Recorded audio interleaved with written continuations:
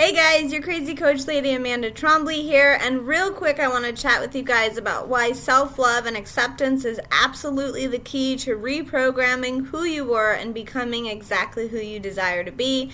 I want you guys to get a brief insight and begin to understand your process so you can really achieve that desired state of being and ultimately create the desired life that you have. So to jump right into it, 0 to 6 years old, we're children here. Most of us don't have the memories of this age group.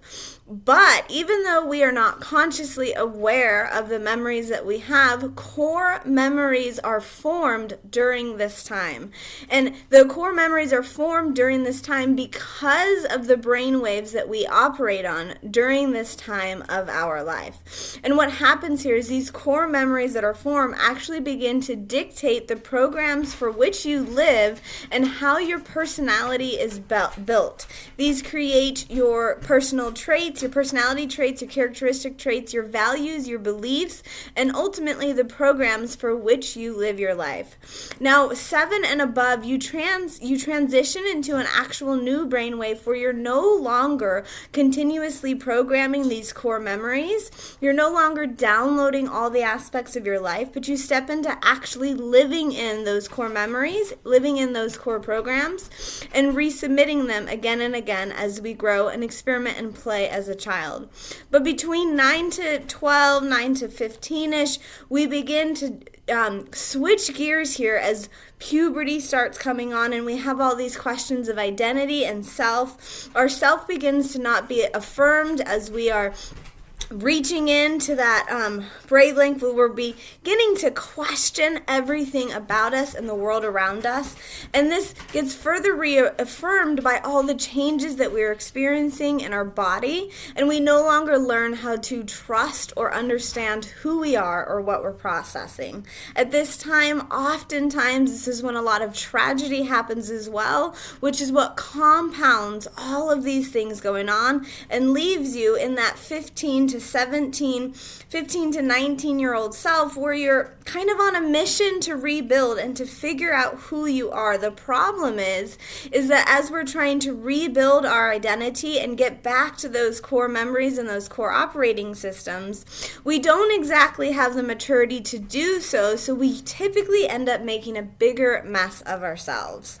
Now, when we reach age 20 to 30, we get into this state of submission to where we are reliving in our identity, whether we appreciate it or not. We've resubmitted to who we are as people, and we begin to live in this state of constantly being who we are.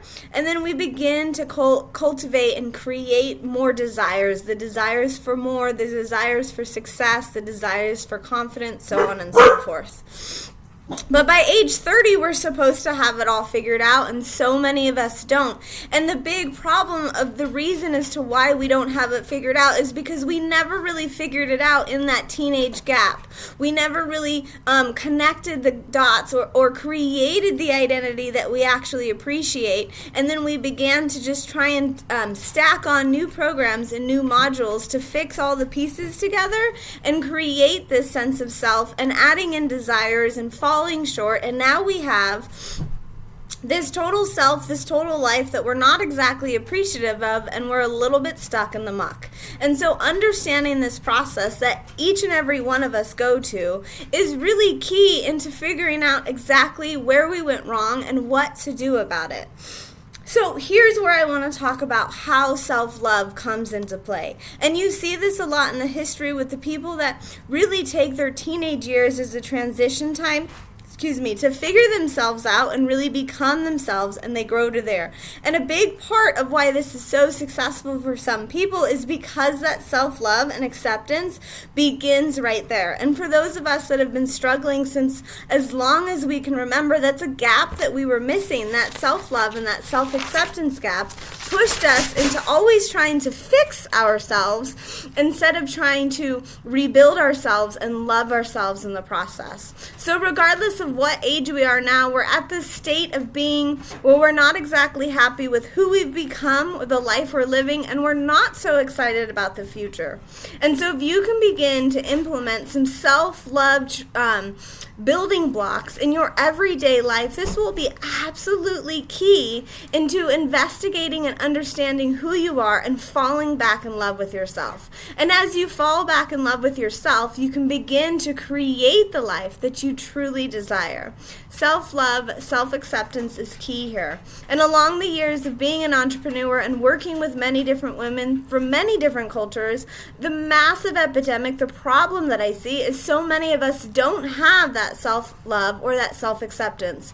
We are always looking for outside resources to make ourselves feel better, and we're continuing in the same cycle that we've been living in from our early teenage years.